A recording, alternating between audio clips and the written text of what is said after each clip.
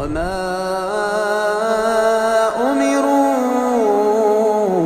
إلا ليعبدوا إلها واحدا لا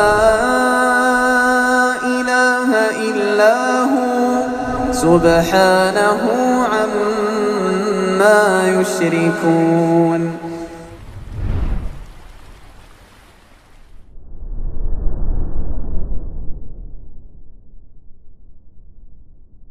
Assalamualaikum warahmatullahi wabarakatuh.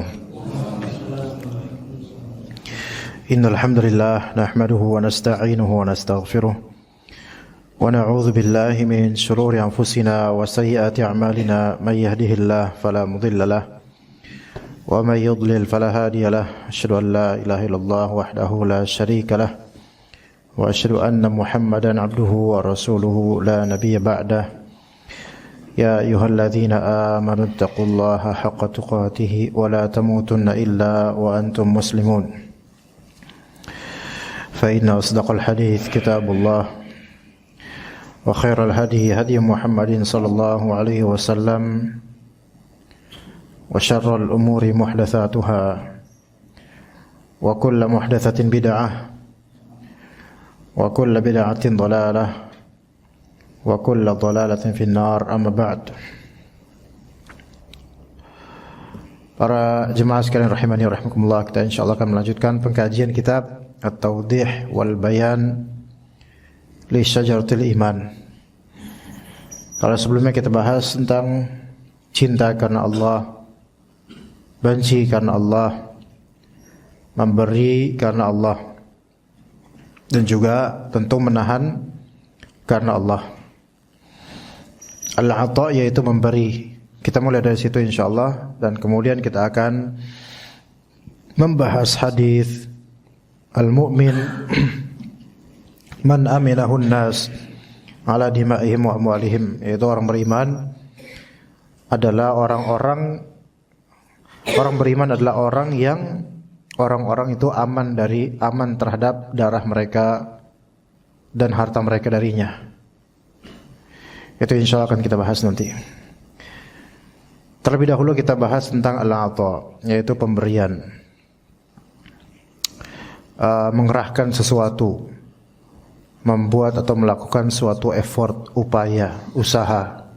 Al-ata yaitu memberi, dan bisa juga masuk ke dalamnya pemberian dalam artian mengupayakan sesuatu. Karena melakukan atau mengupayakan sesuatu itu berarti suatu pemberian. Mengupayakan sesuatu berarti memberi waktu, tenaga, pikiran untuk mengadakan hal itu. Ketika kita menyediakan waktu, ketika kita salat berjamaah, ini sebenarnya memberi waktu kita, meluangkan waktu kita, mengerahkan upaya dan tenaga kita untuk bisa ke masjid salat berjamaah. Ya. Bahkan kadang fikiran, mengupayakan dengan fikiran. Karena di misal perjalanan dengan naik motor, kita kan perlu mikir, perlu pengkiasan, perlu pengukuran, perlu pengaturan. Kapan ngerem, kapan ngegas, dan harus normalnya berapa kmph. Itu semua kan pakai fikiran juga, walaupun kadang tanpa kita sadari, karena udah otomatis dan sudah kebiasaan. Tapi ini semua masuk dalam yang namanya al-ata. Nah, kalau kita mengerahkan upaya karena Allah, maka ini baru beriman. Disebutkan oleh al-Imam Al-Syekh As-Sa'di rahimahullah dalam kitab ini, lanjutannya, wal-ata'u yashmalu 'ata' al-'abdi min nafsihi kulla ma amara bihi. Termasuk di antara bentuk pemberian diri adalah hamba memberi sesuatu dari dirinya, segala apa yang Allah perintahkan padanya. Allah memerintahkan sesuatu, lalu dia memberi waktu untuk melaksanakan sesuatu itu. mau umrah, ya perlu ada yang kita kerahkan, uang, tenaga, pikiran, kebugaran, persiapan, dan banyak hal. Ini ternyata masuk dalam al-ata. Dan kalau kita lihat di surat Al-Lail, disebutkan oleh beliau di sini dalil dari surat Al-Lail ayat ke-5 sampai 7, fa amma man a'ta wattaqa, terus wa saddaqa bil husna fasanuyassiruhu lil yusra. Fa amma man a'ta wattaqa wa saddaqa bil husna fasanuyassiruhu lil yusra. Fa amma man a'ta wattaqa, barang siapa yang a'ta, mengerahkan. Ini kan setelah kalimat Allah Azza wa Jalla, inna sa'iyakum lasyatta. Fa amma man a'ta wattaqa. Sesungguhnya sa'iyakum, yaitu a'malakum, amalan-amalan kalian variatif, beragam, mukhtalifah, mutafarriqah, muta'addidah, mutabayyinah, yaitu variatif. Manusia itu diunggulkan masing-masing. Ada keunggulan masing-masing. Ada di antara jemaah yang lebih unggul di sedekahnya, selain karena punya harta lebih, kemudian punya empati lebih terhadap orang sehingga mudah sedekah. Ada manusia dan hamba lain yang lebih bagus di nada atau suara sehingga dia lebih bagus di baca Al-Quran. Sebagian manusia ada yang bagus di intelijensa dan hafalan sehingga dia konsentrasi belajar dan menghafal. Sebagian manusia ada yang fokus di energi tubuhnya sehingga dia bisa bagus dan fokus di nolong orang, membantu orang, membangun masjid dan seterusnya. Inna sa'yakum lasyatta. Ya, amalan kalian beda-beda. Nah, ini juga amalan juga ada amalan buruk, beda-beda juga orang. Ya. Sebagaimana intention dan hati manusia itu beda-beda. Tujuan manusia juga beda-beda. Kata Allah Azza wa Jalla, minkum man yuridu dunya wa minkum man yuridul akhirah. Sebagian kalian ada yang menginginkan dunia belaka, sebagian kalian ada yang menginginkan akhirat. Nah, Allah Ta'ala kemudian berfirman, fa amma man a'ta wattaqa. Karena amalan kalian variatif, ada yang mengerahkan upaya untuk ketaatan, ada yang menahan diri dari ketaatan. Maka kata Allah, fa amma man a'ta wattaqa wa saddaqa bil husna. Maka barang siapa yang a'ta, barang siapa yang a'ta, bisa juga a'ta di sini maknanya umumnya ditafsirkan yaitu a'ta min malihi fa anfaqahu fi sabilillah, yaitu memberikan hartanya sehingga dia infakkan di jalan Allah. Itu ada makna seperti itu. Tapi kalau Syekh As-Sa'di di sini juga beliau menafsirkan al-'ata yaitu mengerahkan upaya untuk melaksanakan apa yang diperintahkan. Itu termasuk al-'ata, pemberian. Karena kita ketika mengerjakan amalan soleh, sebenarnya kita sedang memberikan luang waktu kita untuknya, memberikan tenaga kita, mencurahkan tenaga dan pikiran kita untuknya. Ini namanya pemberian karena Allah. Ya begitu. Fa amma man a'ta wattaqa, dan dia bertakwa. Dengan upaya beramalnya itu dia bertakwa. Dia bertakwa. Jadi dia beramal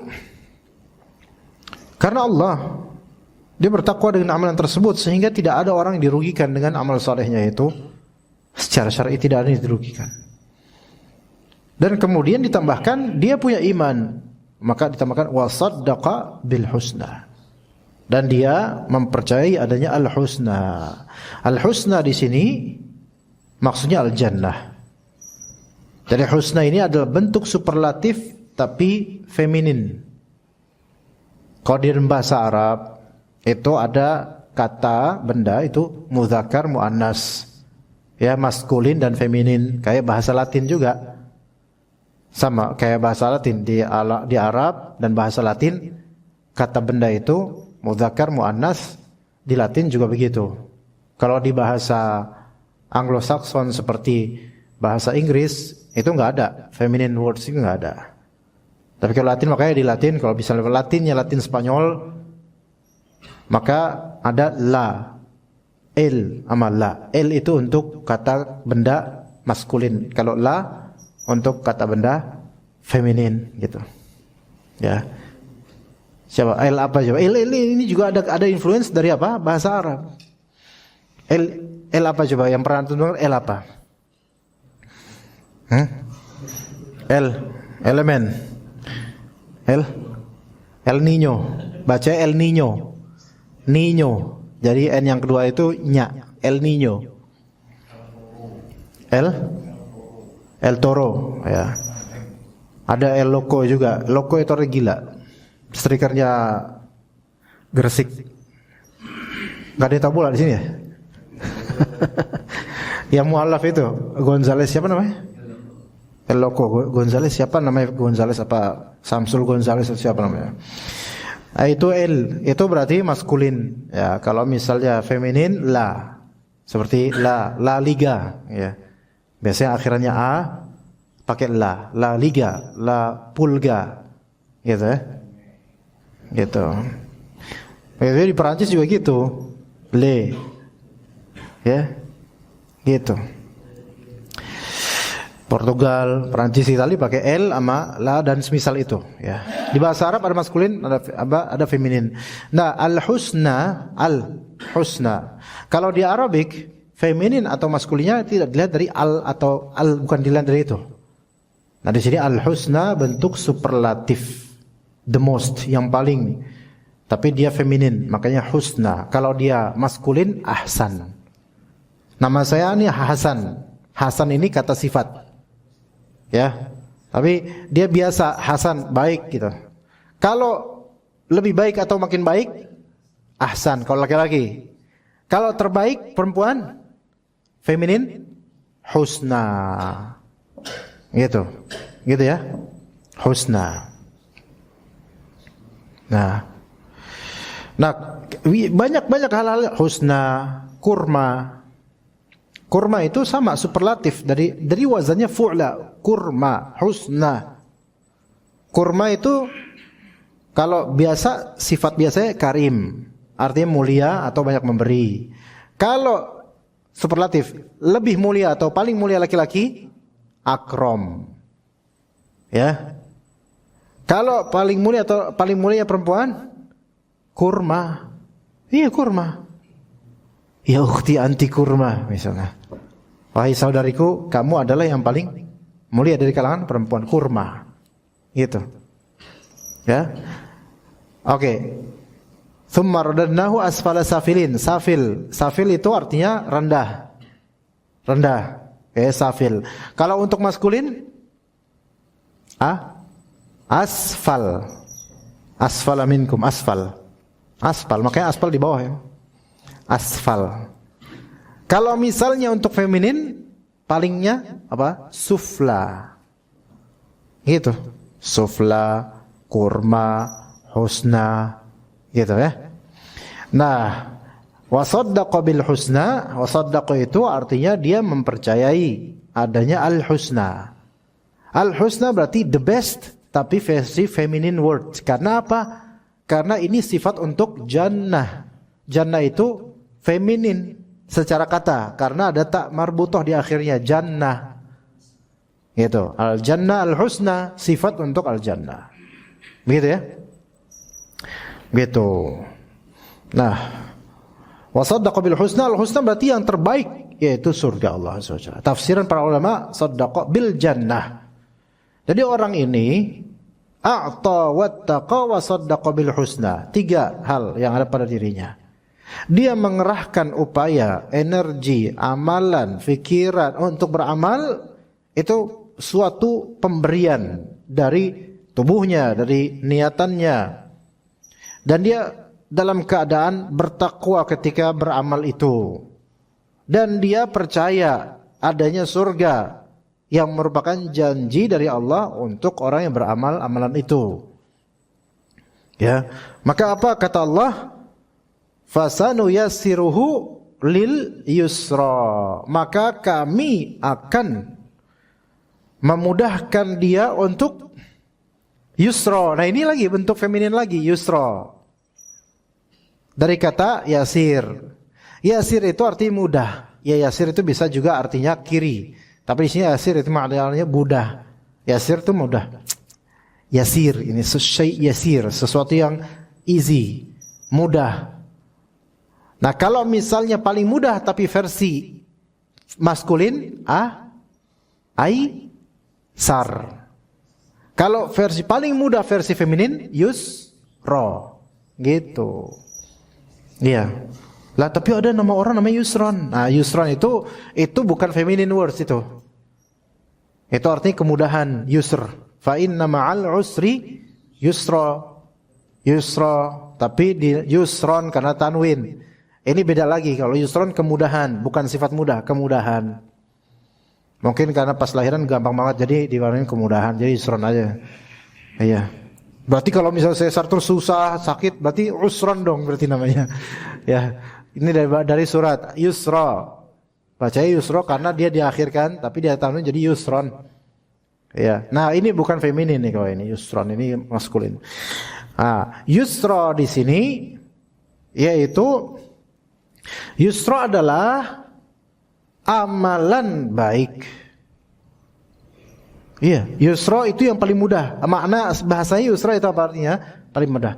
Orang yang mengerahkan upaya, energi, pikiran, dana untuk kebaikan, dia bertakwa ketika melakukan itu dan dia percaya ada ganjaran dari Allah berupa surga, maka kami akan memudahkan dia untuk hal-hal yang mudah ini. Hal-hal yang memudahkan. Kenapa yusra yang makna bahasanya adalah yang paling mudah? Yusra itu makna bahasanya adalah yang paling mudah. Kenapa ditafsirkan oleh sebagian ulama artinya adalah amlul khair, perbuatan baik. Ya. Kenapa di sini? Jadi yusra ditafsirkan yaitu amalan baik kata sebagian ulama. Ya. Fasanuyassirhu lil yusra, yaitu kami akan berikan dia kemudahan untuk perkara-perkara yang mudah. Karena justru sebenarnya amalan baik itu lebih mudah daripada amalan buruk. Kalau misalnya kita perhatikan lebih mudah. Ya, banyak sekali amalan baik yang sangat mudah, di antara zikir paling mudah itu. Orang kalau Allah Ta'ala berikan hidayah, taufik, petunjuk, bimbingan, itu untuk beramal soleh itu gampang banget. Ya, untuk beramal soleh gampang banget. Ya, dan juga bisa dimaknai lainnya, yaitu amal soleh disifati kemudahan atau yang paling mudah, karena amalan soleh ini memudahkan kita dengan izin Allah untuk masuk surga. Gitu. Memudahkan kita juga di atas sirat, di atas jembatan yang lebih tipis daripada ujung pisau, yang di bawahnya itu adalah jahanam.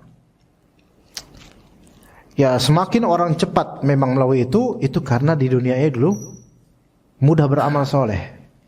Tapi makin ngadat-ngadat, makin lembet itu karena di dunianya dulu lembet, malas beramal soleh. Kecebur dulu ke neraka, na'udzubillah, semoga kita dihindari dari hal seperti itu. Karena apa? Ya ada sesuatu waktu di dunianya itu banyak melakukan hal-hal. Oke, fasadnya sirul ilustra, maka ikhwah sekalian, jemaah yang dirahmati oleh Allah. Di 3 ayat ini ada bimbingan dan petunjuk dari Allah. Sebenarnya kalau kita itu mau usaha, effort, kemudian pas kita lagi usaha itu, kita bertakwa, jaga agama Allah, dan kita yakin janji Allah, itu bakal Allah mudahin. Itu gitu. 3 ini cuma. 1, ente udah mau usaha nggak gitu?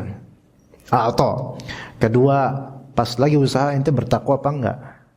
Jangan nggak usah pakai nggak usah pecicilan deh gitu. Beramal aja. Dan yang 3, percaya sama Allah, ada janji dari Allah. Udah gitu. Itu bakal dimudahin. Benar. Nah, kalau 3 ini tidak terpenuhi, tetap aja ada halangan kayaknya. Contoh, ya dia akan bertakwa insya Allah kalau melakukan amalan itu. Dia yakin janji Allah, tapi dia nggak maju-maju. Susah nggak? Susah lah. Dia nggak mau usaha. Nggak berani. Iya betul dia bertakwa sama Allah. Iya betul dia yakin janji Allah itu pasti betul. Tapi dia takut-takutan. Gitu. Dia betul, dia yakin insya Allah saya akan bertakwa. Saya yakin kalau amalan ini saya lakukan bakal dapat ganjaran pahala gini-gini, bakal dimudahkan gini-gini. Tapi aduh, malu nggak mau mengerahkan pikiran, nggak mau mencurahkan pikirannya dan juga effortnya atau tenaganya, nggak mau. Masih overthinking nanti. Kalau saya ini nanti kata orang ya susah kok ini mah. Tadi atonya nggak memberi sepenuhnya, nggak melakukan itu. Taib, ada juga nih dia berusaha. Tapi ketika dia berusaha, dia nggak bertakwa walaupun dia yakin Allah menjanjikan untuknya surga, tapi dia nggak bertakwa ketika melakukan itu. Misalnya melakukan amalan, tapi tetap aja dia curang, atau melakukan amalan, tapi dia riya bukan karena Allah. Ini mah walaupun dia percaya janji Allah, ya tetap aja bakal dipersulit tuh untuk beramal benar. Dipersulit, nggak lengkap, amalnya nggak enak. Atau yang ketiga, dia yaitu mengerahkan upaya pikirannya ya. Dia bertakwa sama Allah, dia lillahi ta'ala aja. Tapi dia tuh ragu dengan janji Allah. Ini juga susah. Lama-lama ngadat juga karena dia nggak percaya. Misal tentang doa. Rasulullah SAW bilang ke kita, "Ud'ullaha wa antum muqinuna bil ijabah." Berdoalah kalian dalam keadaan hati kalian tuh yakin akan jawaban Allah. Enggak. Terus ngapain kalau ente doa tapi enggak yakin? Ente mau nyoba-nyoba gitu, ngejajal Allah gitu. Ada orang seperti itu. Dia berusaha, akhirnya dia mematahkan berhala di hatinya. Ya, maksudnya dia enggak mengandalkan dirinya. Dia udah mengandalkan Allah Ta'ala. Dia usaha dia hancurkan berhala ego di hatinya, mulai dia minta sama Allah. Dan dia ikhlas ketika berdoa itu, enggak dilihat siapa-siapa. Tapi dia itu masih agak ragu. Ini kira-kira Allah jawab apa enggak nih? Ini a'tonya dapat, kemudian apa? Ittaqonya dapat, takwanya ada karena enggak riya. Tapi wasaddaqa bil husnanya ini yang enggak yakin. Gitu. Nah, dan ini menimpa sebagian kaum muslimin. Walaupun dia setiap hari doa, tapi itu merasa nggak yakin Allah bakal ngejawab. Ini nggak boleh, ini suudzon sama Allah. Kalau dia ngerasa Allah nggak ngejawab karena dia masih makan haram, pakai pakaian haram, masih itu nggak apa-apa. Itu bukan suudzon sama Allahnya, itu emang entenya bermasalah. Suudzon sama diri sendiri itu nggak apa-apa, tapi harus perbaikin dong, jangan gitu terus. Tapi kalau ini nggak shaddaqa bil husna, dia tuh kayak nggak yakin sama Allah. Makanya Allah itu diminta bukan untuk dijajal, diminta bukan untuk dicoba-coba. Selama permintaan itu bukan permintaan yang haram, maka suatu kemudahan bagi Allah untuk menjawabnya. Ud'uni astajib lakum, wa qala rabbukum ud'uni astajib lakum. Rabb kalian sendiri yang berkata, minta padaku, aku akan perkenankan doa kalian, permintaan kalian aku perkenankan. Dijawab sama Allah dengan cara Allah, terserah Allah bagaimana dan kapan. Ya, itu penting tuh, ayat itu sering lewat surat Al-Lail di kita, juz amma fa amma man a'ta wattaqa wa saddaqa bil husna fasanuyassiruhu lil yusra. Nah, kalau tiga ini udah terkoleksi dalam diri kita ketika beramal, kita mengerahkan upaya, kita juga enggak riya dan bertakwa kepada Allah ketika melakukannya, kemudian kita yakin sama janji Allah, itu kedepannya gampang. Kedepannya gampang, gitu, ya. Seperti itu para jemaah sekalian. Kita sendiri jemaah nih sholat berjamaah di Masjid Al-Muhajirin, misalnya. Entah ini emang resmi masjid atau masih mushola terserah, ya. Tapi hukumnya hukum masjid. Nah, selama ini jemaah yang membuat sampean bisa istiqamah untuk insyaallah sholat di masjid ini atau masjid lainnya lah. Coba perhatikan apakah tiga hal ini ada terwujud pada ibadah jemaahnya kita masing-masing. Yaitu apa? Udah ngerahkan semampunya, ya, jalan ke masjid, naik motor, ya, masya Allah itu satu dah. Pikiran juga kadang-kadang, ya, bagi waktu betul-betul. Kemudian yang kedua, niatannya apa ke masjid itu? Caper atau memang lillahi ta'ala? Udah bertakwa? Terus ketiga, karena kita ini udah apa? Udah mengupayakan tubuh, pikiran, bahkan kadang dana, bensin dan misalnya. Kemudian mengupayakan hati supaya ditata ketika beramal. Ini tuh kalau nggak ada ganjarannya itu, manusia itu kayaknya nggak bakal mau deh beramal. Manusia itu berbuat sesuatu karena dia tahu ada reward dan feedback dari itu. Maka butuh yang ketiga, yaitu ganjaran. Dia harus yakin sama ganjaran dari Allah, pahala dari Allah.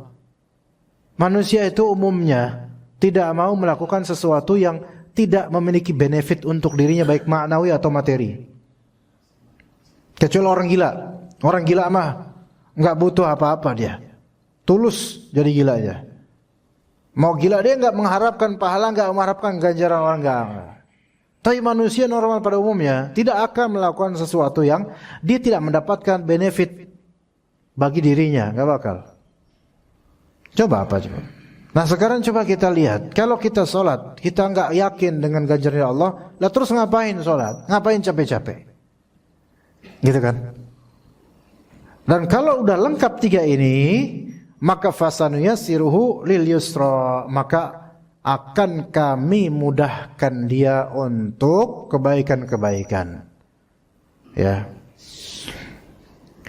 Ada suatu hadis jemaah sekalian. Bismillah.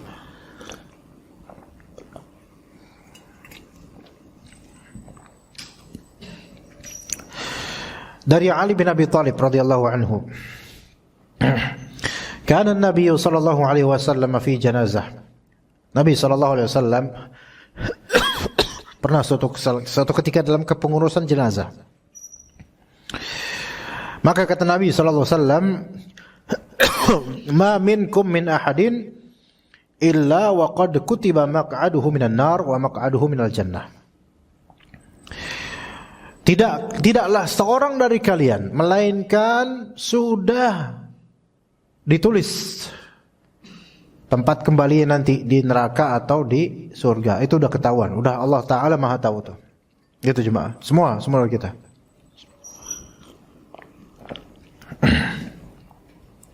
Ya, semua dari kita nih udah Allah gariskan ini calon penghuni surga nih yang ini penghuni neraka nanti, atau ini ke neraka dulu nanti ke surga. Ya, Allah sudah tahu, fix. Para sahabat kemudian, karena mereka seperti kita manusia yang memiliki logika, kemudian mereka bertanya, "Ya Rasulullah, afala nattakilu ala kitabina wa nada'ul amal?"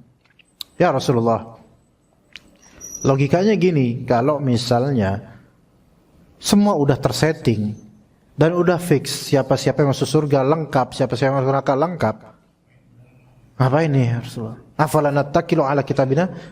Bukankah kita baiknya udah bersandar aja sama catatan kita, yaitu sama takdir kita, udah berpasrah sama takdir aja kan gitu.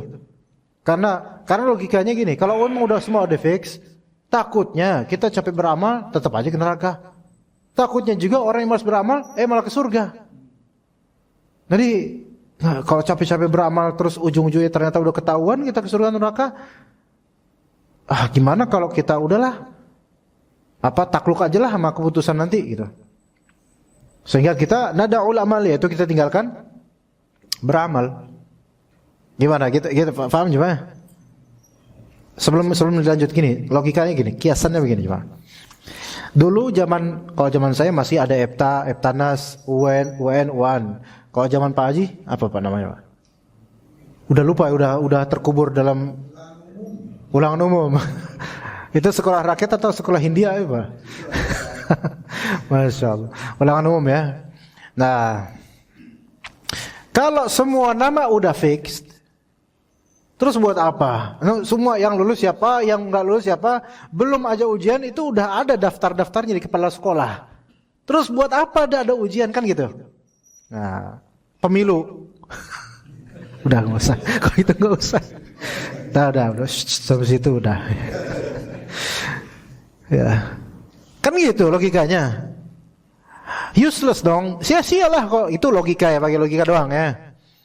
Tapi tentang divinitas, tentang keputusan Allah itu kita nggak boleh kita kiaskan dengan keduniaan yang belaka dan banyak manipulasi, nggak boleh. Maka Nabi SAW memberikan suatu titipan ilmu akidah yang sangat detail sebenarnya, dalam. Kata Nabi begini, kan ketika para sahabat bilang, ya Rasulullah, kalau gitu boleh nggak kita berpasrah aja gitu sama kesudahan kita nanti dan kita nggak usah beramal? Kata Nabi, i'malu, jangan beramal kalian. Karena apa? Fakullun muyassarun lima khuliqalah. Setiap dari kita, setiap dari semua kita nih, semua itu muyassar, dibuat mudah oleh Allah untuk menuju akhir dia nanti. Kalau emang dia digariskan akhirannya adalah neraka, maka dimudahkan untuk amal-amal itu. Kalau dia memang akhirannya adalah surga biidznillah taala, maka dia akan dimudahkan untuk amal-amalan pendukung untuk masuk surga. Fakullun muyassarun lima khuliqalah. Semua, kullun di sini tanwin kullun itu dalam nahwu namanya tanwin iwad. Ya, yaitu kullu insanin maksudnya, kullu nafsin. Tapi dihapus insan dan nafs dihapus jadi kullun. Jadi setiap dari insan itu dibuat mudah untuk amalan-amalan yang akan menjulurkannya kemana nanti. Maka kata Nabi, amma man kana min ahli sa'adah fayuyassaru li amali ahli sa'adah.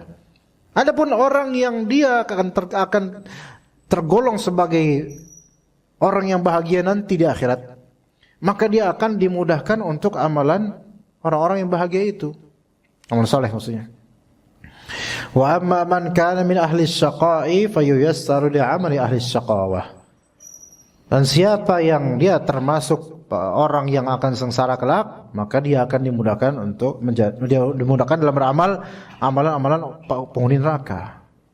Terus Rasulullah SAW bilang, Rasulullah SAW membacakan ayat, fa amma man a'ta wattaqa wa saddaqa bil husna fasanuyassiru lil yusra wa amma man bakhila wastaghna wa kadzdzaba bil husna fasanuyassiru lil usra.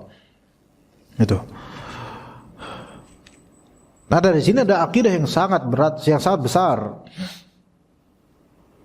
Dan kita ngaca pada diri kita yang masih blending nih, mix nih antara amalan ahli sa'adah dengan amalan ahli syaqawah. Mix ya dalam diri kita di masa modern ini terutama. Mencampur kita tuh. Kadang kita kok ngerasa mudah beramal soleh, kadang juga dipermudah beramal buruk. Nah ini 50-50 nih, aduh. Mengkhawatirkan. Memang banyak orang yang justru amalan-amalan buruk itu lebih mudah bagi dia. Banyak itu zaman sekarang mah. Maka kalau misalnya kita mau berbuat buruk tapi dipersulit, itu berarti disayang. Gitu. Kalau kita mau berbuat buruk, dipermudah, bahkan bisa tiap hari, bahkan bisa dapat keuntungan banyak dari keburukan itu, berarti kita ditelantarkan. Kayak orang-orang yang banyak mengkorupsi dana. Itu kan gampang, nggak ketahuan. Bahkan nggak ada yang bisa untuk menginterupsinya, mungkin gitu. Karena udah tinggi jabatannya, misalnya di kantor atau di mana. Ini kan dipermudah untuk beramal penghuni neraka. Wah bahaya ini. Tapi nggak boleh langsung divonis. Wah ini calon penghuni neraka, nggak boleh. Kita nggak tahu kesudahan dia, soalnya siapa tahu taubat. Selama masih hidup siapa tahu taubat. Ada orang kayak gitu, dulunya korupsi, dulunya maling secara eksekutif malingnya gitu. Nah, tapi Allah Ta'ala kemudian berikan dia hidayah. Ada yang kayak gitu, ada. Dari zaman Nabi, zaman para Nabi dulu sampai sekarang ya ada orang-orang yang seperti itu. Dan juga jangan merasa aman. Kalau misalnya sekarang alhamdulillah kita bersyukur Allah Ta'ala mudahkan kita untuk beramal soleh, tapi jangan merasa aman. Kemudian ujub, takabur, kemudian merasa bahwasanya ini sampai akhir saya kayak gini terus. Ya minta sama Allah kayak gitu. Cuman kan kalau kita kemudian sombong, ujub dan merendahkan orang-orang dan memvonis banyak orang yang sebenarnya itu tidak perlu sampai kita berucap seperti itu. Nah ini yang dikhawatirkan. Tetap hati-hati. Oke, jadi supaya kita bisa betul-betul dimudahkan oleh Allah beramal soleh, kita harus punya effort, usaha dalam beramal. Jangan diem aja. Lakukan amal soleh. Kemudian pas lagi melakukan, bertakwa. Kemudian mengharapkan apa-apa dari Allah dari dalam amalan tersebut. Kata Syekh Sa'di rahimahullah, "Wa hadha yashmalu jami'a ma umira bihil 'abd." Al-'ata di sini pemberian dari hamba itu mencakup segala apa yang diperintahkan untuk hamba ini kalau dia beramal. Jadi amal itu adalah pemberian. Beramal adalah pengerahan, pemberian. Memberi waktu, memberi tenaga, memberi pikiran untuk merealisasikan amalan tersebut. Ya. Nuntut ilmu itu kan harus punya effort, Pak. Pak ini mana Pak siapa? Pak Anto di mana? Hafizullah. Iya dari Pak. Tapi tadi ada. Ya, semoga Allah Taala limpahkan pahala buat beliau. Anak selalu terkesan dengan Pak Anto ya Pak Haji. Beliau Masya Allah. Zaman masih cukup normal dulu kan, tahun 2017, 2018 sampai pandemi. Sampai saya sholat pun beliau malah duduk ngadep saya. Pak Anto. Padahal space di sana lawong, di sini lawong, malah nungguin di depan saya. Saya mau sujud, malah beliau mau ikut sujud juga di depan. Subhanallah Pak Anto. Ya subhanallah, kalau kita kadang ada orang-orang yang memang Allah jaga kadang-kadang dengan Allah hilangkan kewajiban atasnya. Yang seperti Pak Anto ini, wallahu alam, itu sebenarnya sudah tidak wajib lagi untuk sampai sholat, nggak wajib. Tapi ya kita nggak boleh ngecegah dong, karena khawatirnya kalau dicegah malah lebih nggak baik lagi buat beliau. Biarin gitu. Ya tapi kalau kayak gitu posisinya saya lagi sujud, dia kemudian ngalangin kayak gitu, ya jangan. Iya jangan. Gitu. Nah. Ya, semoga Allah rahmati beliau. Amin.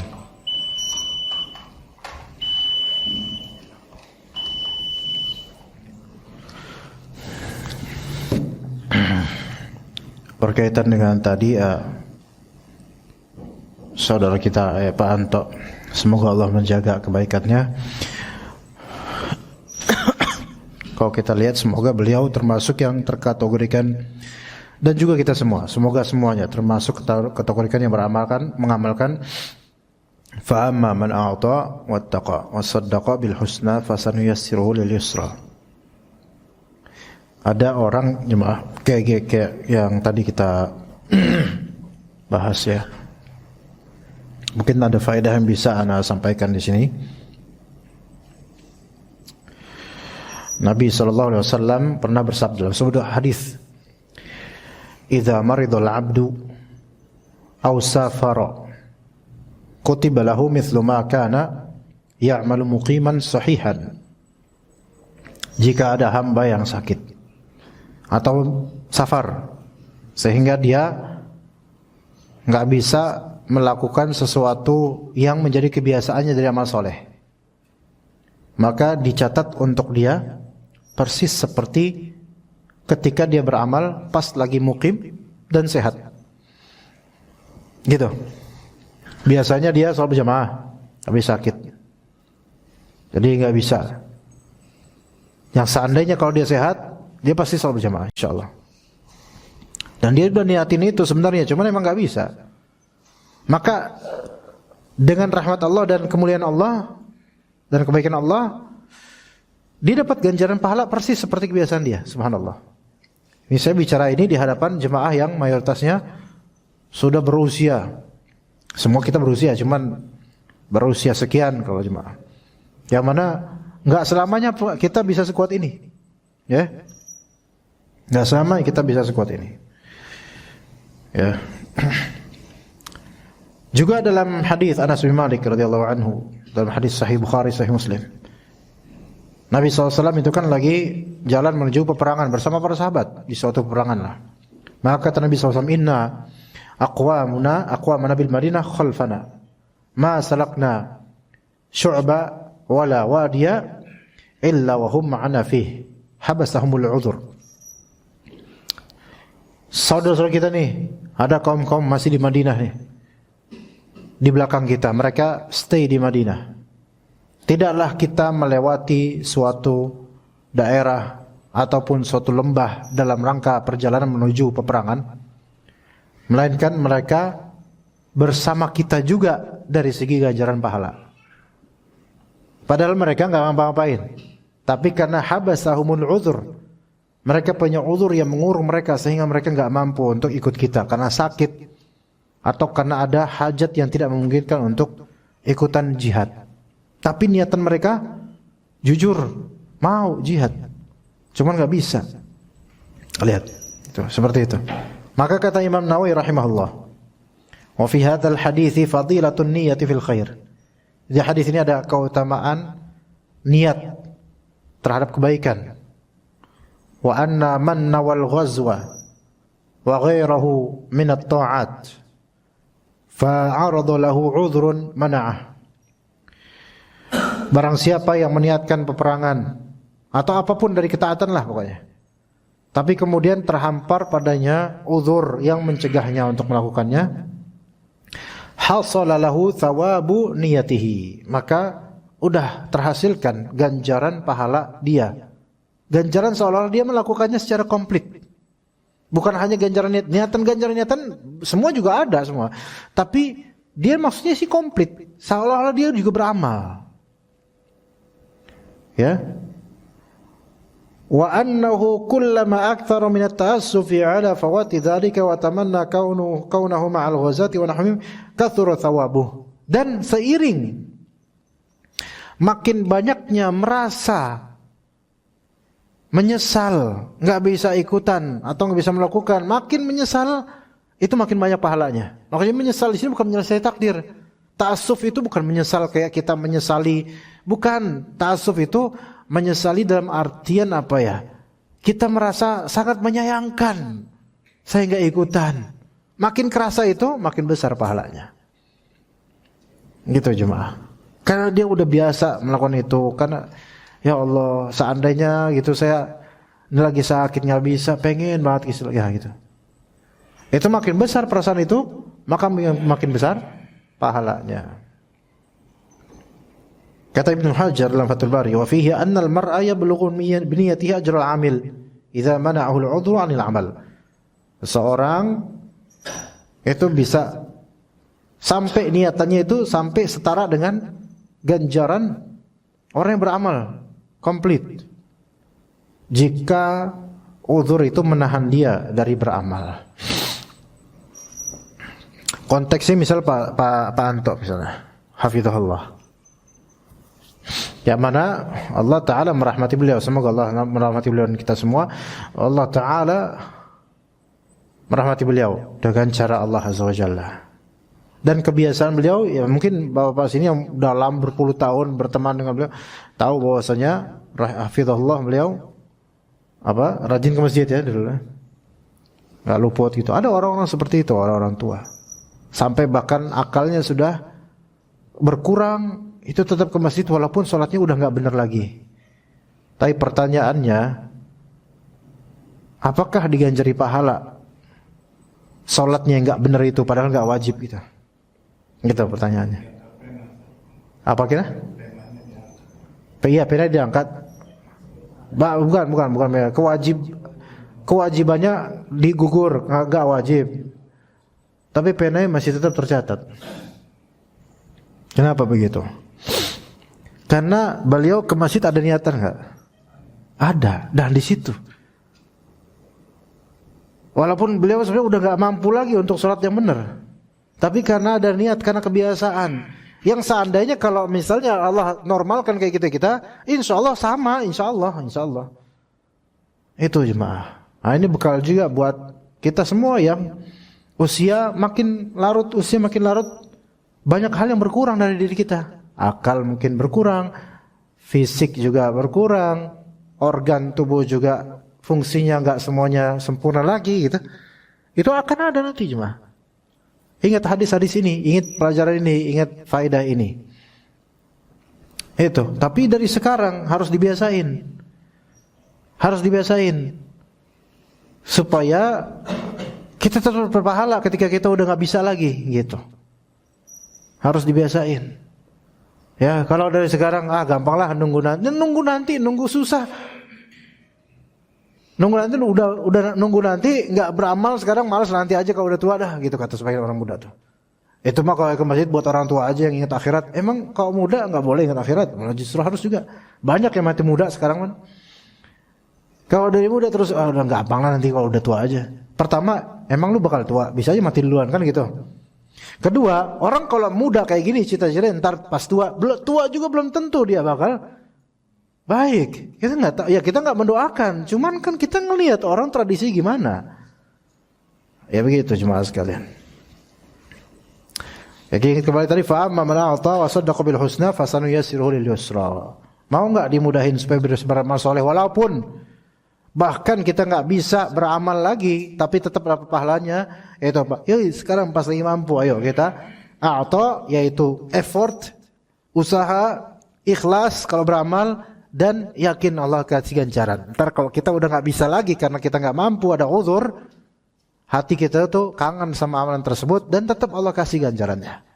Tetap Allah kasih ganjarannya. Begitu jemaah sekalian. Semoga Allah Subhanahu wa taala menjadikan ana dan juga jemaah sekalian sebagai orang-orang yang senantiasa beramal soleh, dan Allah semoga Allah terima amalan kita dan Allah maafkan kekurangan kita dalam beramal soleh. Ada pertanyaan jemaah? Pak Toto? Iya. Ya, Ustaz, barakallahu fiik, Ustaz. Barakallahu. Ustaz, bismillah. Berkait dengan masalah pemberian waktu, Ustaz. Pemberian waktu kita gitu, Ustaz. Nah, setiap kita beramal itu bisa dinilai ikhlas atau tidaknya itu dari awal langkah kita. Misalkan kayak gini, Ustaz. Sesaat anak pengen sholat berjamaah, itu anak ingat misalkan tentang fadilah 40 hari berturut-turut terhindar dari kemunafikan. Kalau itu sebelum ya takbiratul ihram imam. Betul. Harus selalu ketemu takbiratul ihram. Ihram. Terus kemudian saat misalkan qobliyah subuh. Nah, itu tuh kayak punya kayak apa ya? Punya semangat tersendiri gitu, Ustaz. Karena misalkan ada ganjarannya kan lebih bumi dan isinya gitu dah. Yang seperti itu masuk dalam niatan ikhlas atau enggak? Masuk dalam ikhlas. Karena Allah Ta'ala tidak akan memberikan stimulus dan trigger kecuali memang itu kebaikan buat kita. Kan kenapa dalam sebagian ayat dan hadis banyak amal-amalan yang ada fadilahnya disebutkan. Yang enggak disebutkan bukan berarti enggak ada fadilahnya. Bahkan bisa jadi yang enggak disebutkan fadilahnya boleh jadi lebih besar, tapi Allah rahasiakan. Dijabarkan atau dibeberkan keutamaannya, ganjarannya untuk menstimulus dan untuk merangsang orang untuk apa? Beramal. Karena Allah tahu manusia itu kayak gimana gitu. Manusia itu enggak mau melakukan sesuatu kecuali dia tahu ada benefitnya apa buat dia. Dia nggak mau sia-sia gitu aja, capek-capek ngapain itu nggak dapat apa-apa. Maka Allah Ta'ala beberkan sebagian dari ganjaran. Kalau misalnya itu dibilang tidak ikhlas, karena ini akidah sufi sebagian kayak gitu. Sufi banyak yang seperti itu akidahnya, terutama sufi yang ekstrim. Akidah mereka adalah orang yang beramal karena pengen surga, beramal karena pengen dapat pahala, ya Allah, itu kurang ikhlas. Nauzubillah min dzalik. Berarti selama ini Nabi ngajarin kita supaya Nabi menstimulus kita supaya enggak ikhlas dong. Gitu loh. Lah kita kan diajar siapa yang beramal ini dia akan lihat nanti di akhirat ganjarannya, dia akan masuk surga, dia akan dapat bidadari, dia akan gini, dia akan gini. Itu kan ada hikmahnya, nggak mungkin itu suatu hal yang main-main dari Allah. Yang melainkan ikhlas itu adalah mengharapkan apapun yang ada pada Allah. Dan di antara apa yang ada pada Allah adalah ganjaran. Itu termasuk ikhlas. Selama itu memang dari Allahnya. Adapun kalau dia dominan mengharapkan murni materinya dan dia yakin itu dari Allah tapi murni materinya, ini baru kalau itu dominan nggak ikhlas. Gimana? Contoh kayak silaturahim, kan diluaskan rezekinya. Nah dia tuh pengen jadi bos, dia pengen terangkat jabatannya, dia pengen ini, udah silaturahim lah supaya saya nanti terangkat jabatan saya. Ini kan berarti dia fokus di dunia. Ini baru nggak ikhlas. Tapi kalau dia beramal silaturahim, udah ambigu aja, global aja. Yang penting nanti luasin rezekinya sama Allah, udah gitu aja, udah. Nggak usah dirinci, nggak usah dipikirin banget. Ini ikhlas. Begitu, karena apa? Karena yang dia cari adalah janji Nabi SAW tentang Allah Ta'ala. Kalau kita silaturahim, dilapangkan rezekinya, dipanjangkan usianya. Dalam ketatan insya Allah, begitu. Itu yang dari Allah. Nah terus gimana kalau ngeliat barang, misalnya ngeliat kalung di toko emas, lihat terus dia selawatin. Saya mah kalau ada apa-apa yang saya pengen, saya selawat, kata dia gitu. Selawatin, Allahumma sholli wa sallim. Sambil di depan etalase tuh, tukangnya, pegawainya langsung, aduh bahaya nih, CCTV bos, di ini bos, aktifin takutnya. Lah ya kan jadi curiga orang nih, jangan kok dia komat kami nih, ngapain? Ya udah gitu orang pakai celana hitam begitu. Allahumma sholli wa sallim ala Muhammad. Sambil ngeliatin, Allahumma sholli wa sallim ala Muhammad. Allahumma sholli wa sallim ala Allahumma sholli wa sallim ala Muhammad. Orang ini dia selawat demi apa? Mendapatkan ini. Berarti beramal akhirat demi mendapatkan dunia. Ini enggak ikhlas. Dan ajaibnya yang kayak gini sebagainya pengikut sufi. Katanya beramal hanya untuk Allah, enggak boleh untuk selain Allah gitu. Tapi justru kayak gini, kan? Seperti itu, Mas kalian. Oke, gitu Pak, tutup. Ya. Ya, ini udah. Oke, cukup insyaallah. Ya, kita cukup sampai sini insyaallah. Barakallahu fikum jami'an wa sallallahu ala nabiyyina Muhammad wa ala alihi wa sahbihi ajma'in. Subhanakallahumma bihamdika asyhadu an la ilaha illa anta astaghfiruka wa atubu ilaik. Assalamualaikum warahmatullahi wabarakatuh.